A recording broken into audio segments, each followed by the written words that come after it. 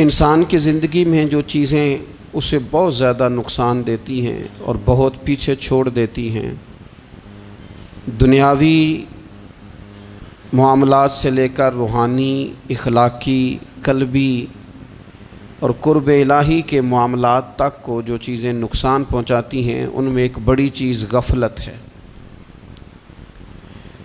ایک لفظ ہوتا ہے جو ہمیں اکثر سننے کو ملتا ہے کہ آپ کی توجہ نہیں ہے۔ یہ ڈھیر سارے لوگوں کا مطالبہ ہوتا ہے، اہل خانہ بھی مطالبہ کرتے ہیں، کئی موقع پر والدین بھی مطالبہ کرتے ہیں، غرباء بھی مطالبہ کرتے ہیں کہ امیروں کی ہماری طرف توجہ نہیں ہے۔ اور یہ بڑی لازمی سی بات ہے کہ کسی چیز پر جب توجہ رہتی ہے تو وہ چیز بہتر ہو جاتی ہے، اور جب عدم توجہی کا لوگ مظاہرہ کرتے ہیں تو وہ معاملہ خراب ہو جاتا ہے۔ یہ جو عدم توجہ ہے اسی کو غفلت کہتے ہیں، اور جب انسان کے مزاج پر غفلت طاری ہوتی ہے اور غفلت اس پر پوری طرح غلبہ کر لیتی ہے تو پھر اس کی زرخیز زمین کو وہ بنجر کرتی ہے۔ غفلت انسانی دل کے لیے بڑی نقصان دہ چیز ہے اور انتہائی تکلیف اور ضرر کا باعث ہے۔ دلوں پر جو قحط نازل ہوتا ہے، قحط، ویران ہو جاتے ہیں دل، اور جو دلوں پر خشکی نازل ہوتی ہے کہ طبیعتیں خشک ہو جاتی ہیں، یہ غفلت کی وجہ سے ہوتی ہے۔ جو لوگ غافل ہو جاتے ہیں نا، اپنے معاملات کا دھیان نہیں رکھتے، دیکھیں نا، آپ کو کھانا کھاتے بھی غافل نہیں ہونا چاہیے۔ اگر کھانا بھی غیر معتدل کھا لیا جائے تو وہ انسان کی طبیعت کے لیے باعث ضرر بن جاتا ہے، نقصان کا باعث بنتا ہے۔ بات کرتے ہوئے بھی غافل نہیں ہونا چاہیے، کئی دفعہ جملے ایسے نکل جاتے ہیں جو انسان کے لیے پھر شرمندگی کا باعث بنتے ہیں۔ انسان کو غافل ہو کر کوئی کام نہیں کرنا چاہیے، غافل ہو کر، مدہوش اور بے ہوش ہو کر نہیں۔ غفلت دل کو ویران کرتی ہے، طبیعت میں خشکی لاتی ہے۔ غافل کبھی نہ بنے۔ قرآن مجید فرقان حمید نے ارشاد فرمایا کہ اقترب للناس حسابہم، فرمایا لوگوں کے حساب کا وقت قریب آ گیا، وہم فی غفلۃ معرضون، اور وہ ابھی بھی غفلت میں منہ پھیرے ہوئے ہیں۔ ٹائم آ گیا حساب دینے کا، لیکن وہ ابھی بھی غافل ہیں۔ ہمارے جو زیادہ تر نقصان زندگی میں ہوئے ہیں وہ صرف ہماری غفلت کی وجہ سے ہوئے ہیں۔ ہم نے چیزوں پر توجہ نہیں دی، چیزیں گڑبڑ ہو گئیں۔ جس آدمی نے پھول لگائے ہوں، پھل لگائے ہوں، کھیتی لگائی ہو، وہ دانہ ڈال کے پانی دے کے فارغ نہیں ہو سکتا، اسے توجہ کرنی پڑتی ہے۔ اور کسی نے کہا تھا مالی جیندے ہون تو پھر بوٹے سوکدے نہیں، اگر موجود ہونا ان کو سینچنے والا، رکھوالی کرنے والا، تو پھر ان کی جڑیں کبھی خشک نہیں ہوا کرتی۔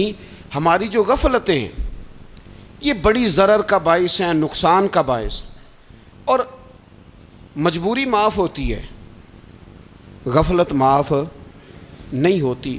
اسکول میں پڑھتے تھے، مدرسے میں پڑھتے تھے، تو ایک مجبوری ہو گئی جی، خدا نخواستہ گھر میں کوئی پریشانی ہو گئی تو اساتذہ اس پر سزا نہیں دیتے۔ کوئی خوشی کا موقع ہے گھر میں، فیملی میں کسی کی شادی ہے، اساتذہ اس پر سزا نہیں دیتے۔ لیکن اگر کبھی پتہ چلتا تھا نا کہ یہ گھر سے تو آیا تھا لیکن مدرسے نہیں آیا، یہ اسکول نہیں آیا، رستے میں غافل ہو گیا، تو یہ بات خوفناک تھی۔ یہ قابل سزا جرم تھا کہ تو غافل ہو گیا اپنی پڑھائی سے، تو گھر سے آیا اور یہاں نہیں آیا۔ غفلت قابل سزا ہوتی ہے، مجبوری کی معافی ہوتی ہے۔ ہمارا آج کل جو مسئلہ ہے وہ غفلت کا ہے۔ ڈھیر سارے لوگ ہیں، سمجھدار بھی ہیں، سیانے بھی ہیں، معاملہ فہم بھی ہیں، باشعور بھی ہیں، تعلیم کی ڈگریاں بھی رکھتے ہیں، لیکن اگر ان کی زندگیوں کی تکلیفوں کو دیکھا جائے اور بے آباد روح کو دیکھا جائے اور سجدوں سے ان کی دوری کو دیکھا جائے تو ایک ہی بات سمجھ میں آتی ہے کہ پتہ سارا ہے لیکن لے ڈوبی ہے غفلت، توجہ نہیں کی۔ لائق بچہ بھی نالائق ترین زندگی گزارتا ہے، اس لیے کہ اس کے لائق ہونے کے ساتھ ساتھ اس کا توجہ کرنا بھی تو ضروری ہے نا۔ نرے لائق کا کیا فائدہ اگر وہ محنتی نہیں، اگر وہ توجہ ہی نہیں کرتا، اپنا سبق دھیان سے سنتا پڑھتا ہی نہیں، تو بھی جتنا مرضی لائق ہو پیچھے رہ جائے گا۔ اور کئی نالائق ہوتے ہیں، رٹا لگا کے پاس ہوتے ہیں، پر چلو رٹا تو لگاتے ہیں نا، محنت تو کرتے ہیں نا، جد و جہد تو کرتے ہیں۔ کئی نالائق جد و جہد کے باعث آگے گزر جاتے ہیں، اور کوئی اسی چکر میں رہ جاتے ہیں، میں بڑا لائق ہوں، کل پڑھ لوں گا، پرسوں پڑھ لوں گا، ہفتہ تیاری کر کے پاس ہو جاؤں گا۔ اپنی زندگی سے غفلت کا پردہ اٹھائیں، اور غفلت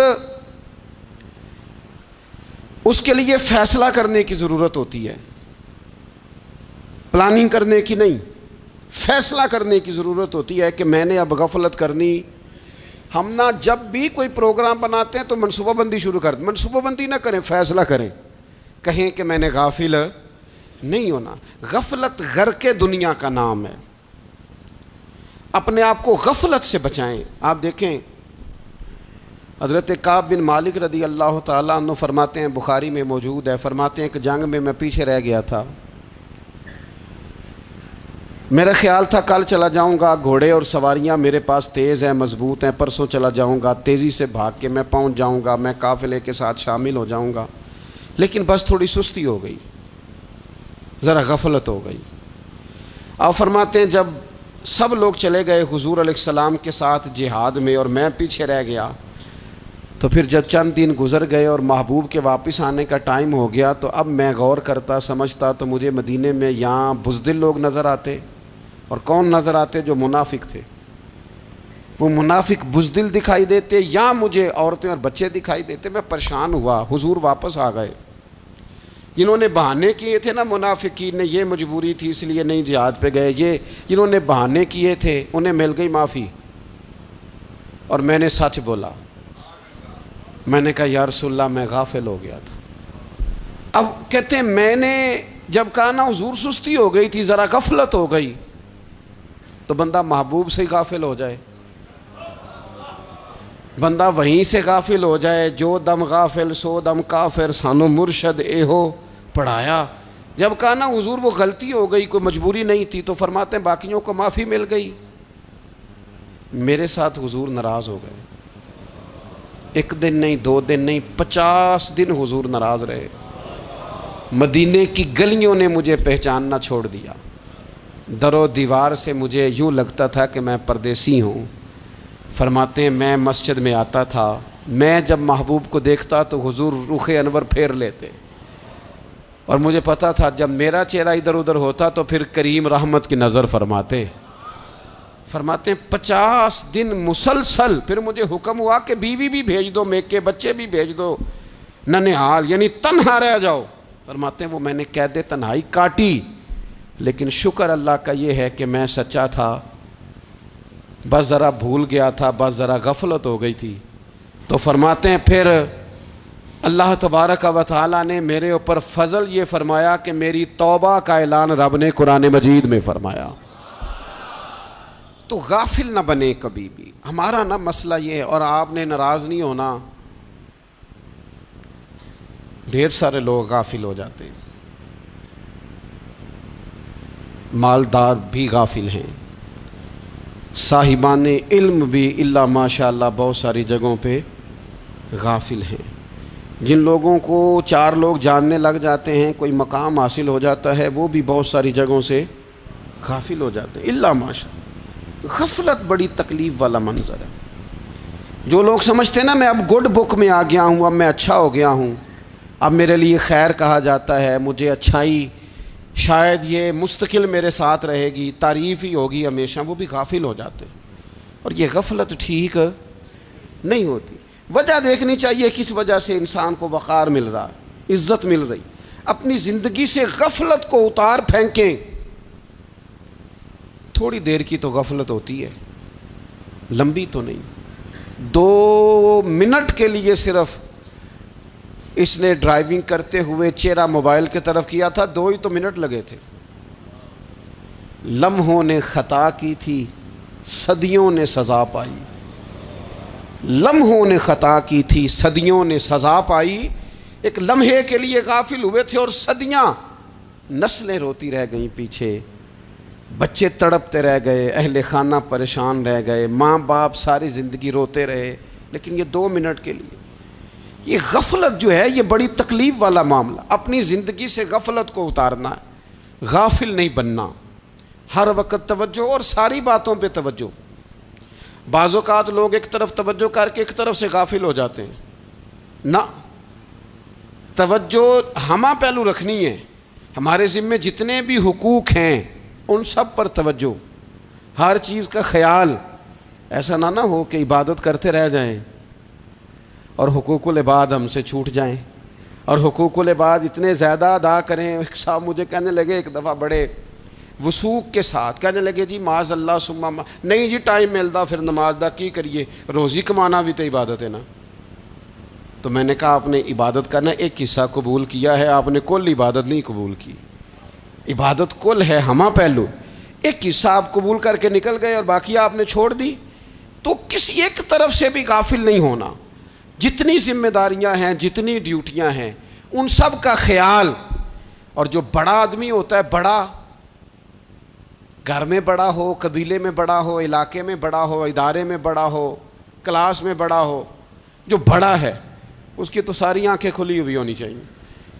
ایک ایک پر اس کی نظر ہونی چاہیے کہ میری کہاں ضرورت ہے، کہاں مجھے اشک شوئی کرنی ہے، کس کے ساتھ میں نے کس طرح محبت کا رویہ رکھنا ہے. غافل نہ بنے. اچھا جی اب کیسے پتہ چلے گا کہ ہم غافل ہیں؟ یہ کیسے پتہ چلے گا؟ آپ کسی بندے سے بھی پوچھ لیں حالات کیا ہیں تو کہتا ہے اللہ کا شکر ہے کبھی کسی کا دل نہیں دکھایا، اللہ کا شکر ہے جی زمانہ ہو گیا 5 نمازیں پڑھتا ہوں، اللہ کا شکر ہے جی. کیسے پتہ چلے گا غافل ہیں؟ پہلی علامت ہمارے علماء اور صوفیاء نے غافل بندے کی لکھی ہے. اس آئینے میں نے اور آپ نے اپنا آپ دیکھنا ہے. غافل بندے کی پہلی علامت یہ ہوتی ہے کہ وہ دنیاوی کاموں میں چست ہوتا ہے اور اللہ اور اس کے رسول کی فرما برداری میں سست ہوتا ہے. یعنی نماز کے وقت تو اسے نیند ستاتی ہے، پریشانی ہوتی ہے، لیکن اگر کسی جگہ مال مل رہا ہو، پیسے مل رہے ہوں، وہاں جانا ہو تو پھر اسے کوئی چیز بھی تنگ نہیں کر. دنیاوی کاموں میں چست ہوگا، یعنی ٹی وی کے آگے، موبائل کے آگے وہ گھنٹوں بیٹھا ہوا ہے. اور اگر اسے 25 منٹ قرآن پاک سننا پڑ جائے، اگر اسے 20 منٹ دینی محفل میں بیٹھنا پڑ جائے، اگر اسے کہا جائے کہ تو 20 رکعت نماز نفل ادا کر، دنیاوی کاموں میں چست ہے، دینی کاموں میں، یہ غفلت کی پہلی علامت. پھر ذاتی معاملات پہ پیسہ خرچ کرنا ہو تو ڈھیر سارا ہے، کسی غریب کی مدد کرنی ہو تو. وہ ہمارے ایک دوست ہیں، وہ اکثر کہا کرتے ہیں، وہ کہتے ہیں آج کل کسی سے کہنا فلائی کام میں، دینی کام میں، کسی کی مدد میں کچھ 4 پیسے خرچ کرنے ہیں تو لوگ کہتے ہیں ہاتھ تنگ ہے. ہاں کوئی سستا پلاٹ ملتا ہو نا، اور اگر یہ سمجھ آ جائے کہ وہ مجبور ہے بیچارہ بیچنے والا، تو پھر کہتے ہیں میں 2-3 دوستوں کو پھاڑ لے سن. ذاتی کاموں میں جب بندہ چست ہو اور دینی کاموں میں سست ہو تو مطلب یہ ہے کہ بندہ غافل ہے. پہلی علامت غفلت کی. اور غفلت کی دوسری نشانی یہ ہے کہ انسان گناہ کے کاموں کو معمولی سمجھنے لگ جاتا ہے. یہ غافل بندے کی نشانی ہے. گناہ کو معمولی سمجھتا ہے، چھوٹا سمجھتا ہے. آج کل لوگ کہتے نہیں میں کو اکیلا کر رہا ہوں، ساری دنیا ہی کرتی ہے. اور جناب کیا ہو گیا اگر یہ غلطی ہو گئی تو بندے سے ہو ہی جاتا ہے. گناہ کو معمولی سمجھنا، چھوٹا سمجھنا اور کہنا پھر کیا ہو گیا ہے، انسان سے غلطی ہو جاتی ہے. آپ دیکھ لیں کہ سینکڑوں بیسیوں گناہوں کا بوجھ ہمارے سروں پہ ہوتا ہے، لیکن کوئی ہمارا دبدبہ ہے، کوئی ہماری گفتگو ہے، کوئی ہمارے جملوں میں خود پسندی ہے، کوئی ریاکاری ہے، کوئی تصنع ہے. یہ غافل بندے کی علامت ہے. نبی اکرم صلی اللہ تعالیٰ علیہ وآلہ وسلم نے فرمایا مومن اپنے گناہوں کو پہاڑ کی طرح سمجھتا ہے. یہ بخاری میں حدیث ہے. مومن پہاڑ کی طرح جانتا ہے اور وہ ڈرتا ہے کہ کہیں وہ پہاڑ اس کے اوپر گر نہ جائے، یعنی کہیں مجھے میرے گناہ کی سزا نہ مل جائے. چھوٹے گناہ کو بھی پہاڑ جانتا ہے، یار مجھ سے غلطی ہو گئی، مجھے ٹھیک کر لینی چاہیے، مجھے معافی لے لینی چاہیے، مجھے توبہ کر لینی چاہیے. مومن اپنے اوپر گناہ کو پہاڑ کی جانب سمجھتا ہے. اور حضور علیہ الصلوۃ والسلام فرماتے ہیں کہ یہ جو فاسق اور فاجر ہوتا ہے نا، اللہ کا نافرمان، یہ گناہ کو مکھی کی طرح سمجھتا ہے، یہ سمجھتا ہے میں نے اشارہ کرنا ہے مکھی نے اڑ جانا ہے۔ مومن کی علامت یہ ہے کہ وہ پہاڑ جانتا ہے اگر غلطی ہو جائے تو پہاڑ۔ امام اعظم ابو حنیفہ رحمۃ اللہ علیہ گزر رہے تھے تو بارش ہو گئی تھی اور کوفہ میں کیچڑ تھا، تو آپ نے جو جوتے پہنے ہوئے تھے ان جوتوں سے چلتے ہوئے نا آپ کے پاؤں سے کچھ مٹی اڑی، تو سامنے ایک یہودی تھا، اب اس زمانے میں دیواریں کچی ہوتی تھیں، اس کے دیوار پر جا کے وہ مٹی جو تھی وہ لگ گئی۔ اب امام صاحب بڑے پریشان ہوئے کہ میں نے اس کی دیوار کو آلودہ کر دیا۔ یہاں تو لوگ اپنی اینٹیں رکھتے رکھتے کئیوں کی دیواریں توڑ ہی دیتے ہیں، اور پھر وہ اس پر ماننے کو بھی تیار نہیں ہوتے، تسلیم کرنے کو بھی تیار نہیں ہوتے۔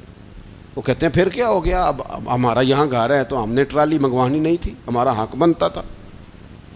امام صاحب کے پیروں سے ذرا کیچڑ اڑا، یہودی کی دیوار پہ لگا، اس کی کچی دیوار تھی۔ امام صاحب پریشان ہو گئے، سوچنے لگے کہ اگر میں دیوار سے یہ کیچڑ اتارتا نہیں تو یہ بھی زیادتی ہے، میں نے اس کی دیوار کو گدلا کر دیا، اور اگر میں اتارتا ہوں تو کچھ مٹی اس کی دیوار کی بھی اتر جائے گی، کچی دیوار ہے، یہ بھی زیادتی ہے۔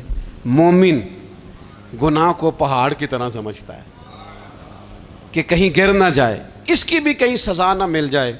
امام صاحب نے اس کے دروازے پہ دستک دی، وہ باہر آیا تو اتفاق سے وہ آپ کا مقروض بھی تھا، اس نے پیسے دینے تھے۔ باہر نکلتے ہی کہنے لگا اوہ آپ تو قرض لینے آ گئے، میرے پاس تو ابھی گنجائش نہیں ادا کرنے کی۔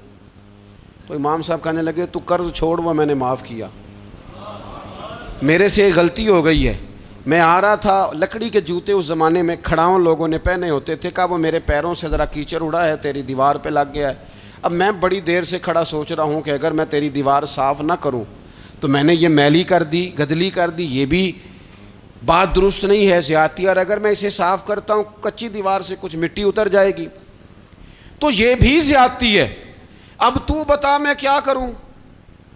تو بے موسمہ پھل تھا نا یہ، تو بے موسمہ پھل دیکھ کے بندہ حیران ہو جاتا ہے، جو باتیں روٹین میں نہ ہو رہی ہوں وہ ذرا انوکھی لگتی ہے، بندہ حیران ہو گیا، غور سے امام صاحب کا چہرہ دیکھنے لگا، غور سے چہرہ دیکھنے لگا، اور پھر تھوڑی دیر سوچنے کے بعد کہنے لگا حضور پہلے میں نے دین اسلام کے بارے میں پڑھا اور سنا تھا،